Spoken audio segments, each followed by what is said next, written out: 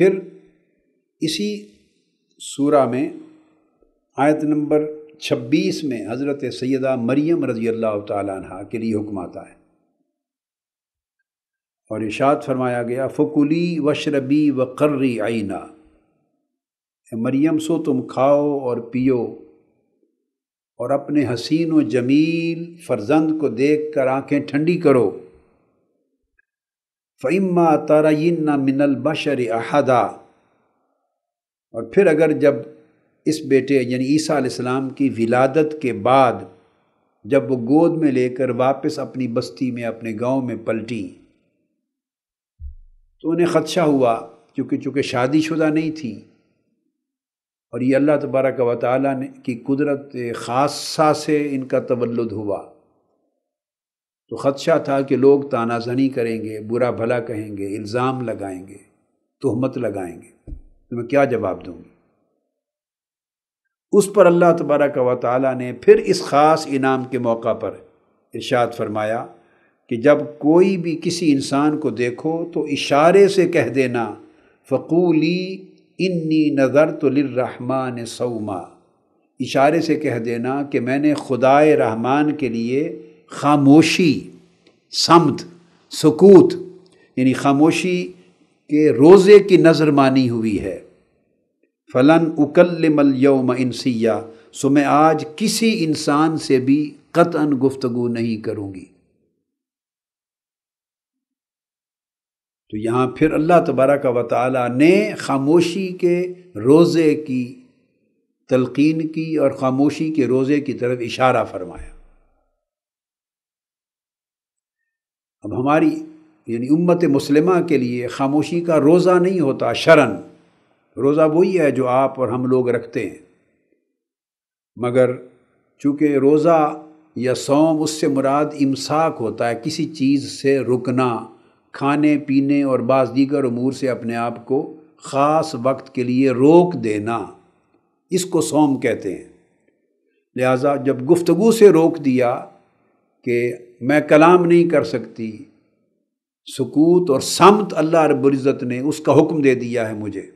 سو تو اس لیے بولنے سے رک جانے کو صوم سے تعبیر کیا گیا۔ یہ دونوں مقامات ہیں جہاں اللہ رب العزت نے اپنے انعام خاص کو صمت کے ساتھ، خاموشی کے ساتھ متعلق کیا ہے۔ اس سے پتہ یہ چلتا ہے کہ اگر اللہ رب العزت کے انعام کی طلب ہو کسی کو کہ اس کا انعام خاص نصیب ہو، اس کی بارگاہ سے وہب نصیب ہو، اللہ تبارک و تعالیٰ کی طرف سے الہام اور القاء قلب کو نصیب ہو، دل سے حکمت اور برکت کا کوئی چشمہ پھوٹے، مالا اعلیٰ کے ساتھ تعلق قائم ہو، استوار ہو، اللہ کا وصال نصیب ہو، یا اللہ کے انعامات ملنے لگ جائیں، نصیب ہونے لگ جائیں، تو ان تمام صورتوں میں سب سے پہلی شرط اور سب سے پہلا ادب جو سکھایا گیا وہ صمت ہے، سکوت اور خاموشی۔ یعنی پھر زبان پہ فضول کلام، لغو کلام، غیر ضروری کلام زبان پہ نہیں آتی، اس کا تالا لگ جاتا ہے۔ اور پھر یہ آداب میں سے بھی ہے، جو لوگ اللہ کی بارگاہ میں حضوری والے ہوتے ہیں یا جن کو اللہ کی بارگاہ کی حضوری کی طلب ہوتی ہے، یہ حضوری کے ادب میں سے بھی ہے، اللہ کے کلام کے ادب میں سے بھی ہے، اللہ کی مناجات، اللہ سے ہم کلامی، اس کے آداب میں سے بھی ہے چپ رہنا۔ قرآن مجید میں ارشاد فرمایا گیا سورہ اعراف میں آیت نمبر 204، وَإِذَا قُرِئَ الْقُرْآنُ فَاسْتَمِعُوا لَهُ وَأَنصِتُوا لَعَلَّكُمْ تُرْحَمُونَ، جب تم پہ قرآن پڑھا جائے، قرآن کی تلاوت کی جائے تو پھر ہمتاً گوش بن جایا کرو، پوری توجہ کے ساتھ اس کو سنا کرو اور خاموشی اختیار کیا کرو۔ تو یہاں تک یہ بات معلوم ہوئی کہ دیکھیے قرآن مجید کی تلاوت جب ہو رہی ہو تو خاموشی کا حکم ہے، اور خاموشی کو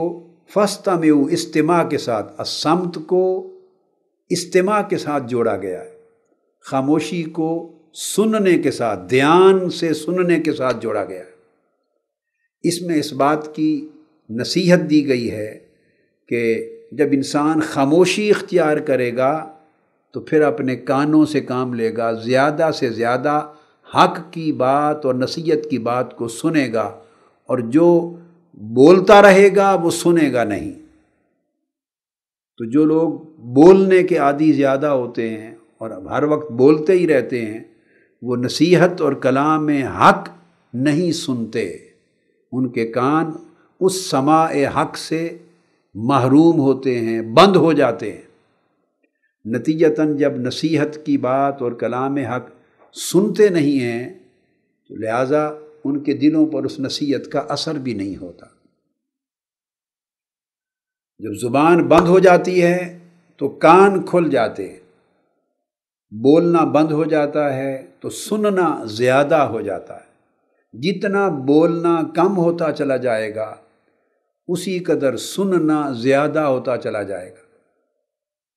اور ایک مجلس میں بیٹھے ہوئے آدمیوں میں سے کوئی ایک آدمی اگر خاموش بیٹھا ہو تو اس کی خاموشی کا مطلب یہ ہے کہ وہ زیادہ سن رہا ہے، اور جو سنتا زیادہ ہے اس شخص کو حکمت اللہ زیادہ عطا کرتا ہے، اس کے فہم میں برکت پیدا ہوتی، اس میں ذکاوت آتی ہے، ذکا آتی ہے، اس کی عقل اور شعور اور فہم اور حکمت میں اللہ تبارک و تعالی جلا پیدا کرتا ہے۔ اور جو بولتا ہی رہتا ہے تھکتا ہی نہیں، تو نتیجتاً وہ کسی عاقل، حکیم اور فہیم اور صاحب حکمت، صاحب معرفت، صاحب علم اور صاحب نصیحت کی بات سنے گا نہیں۔ بولتے رہتے ہیں کا مطلب ہے کہ سنے گا نہیں۔ قرآن مجید کے لیے بھی یہی نصیحت کی گئی کہ جب قرآن پڑھا جائے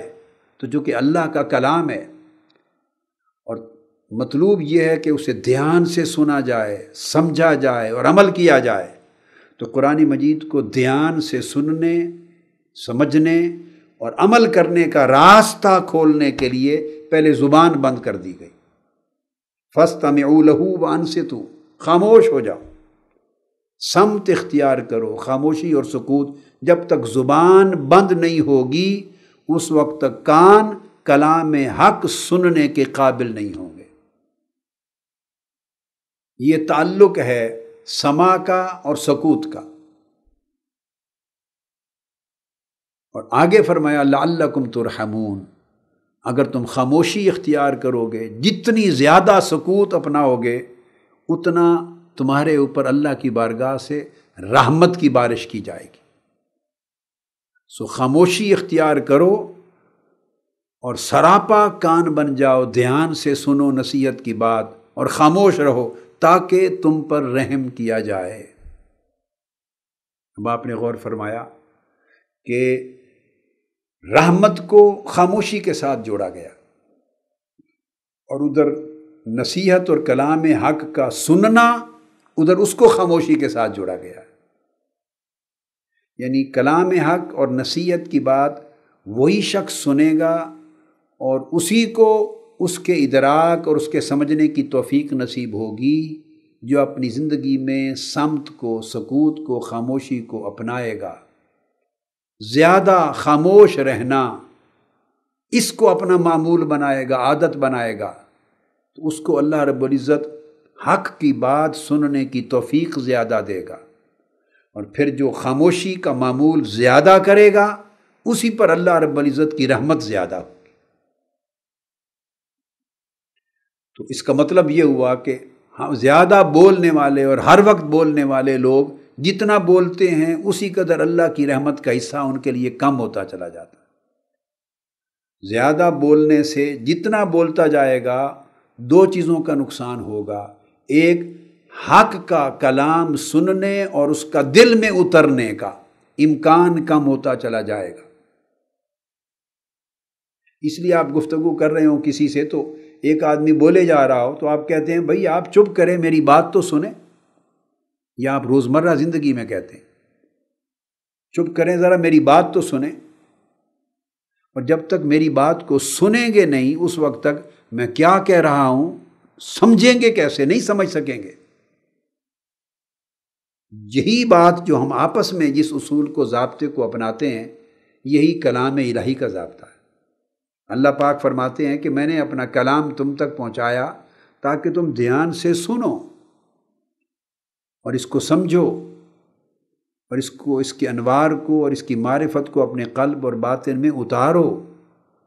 اور پھر اس کے نور سے تمہاری زندگی روشن ہو جائے۔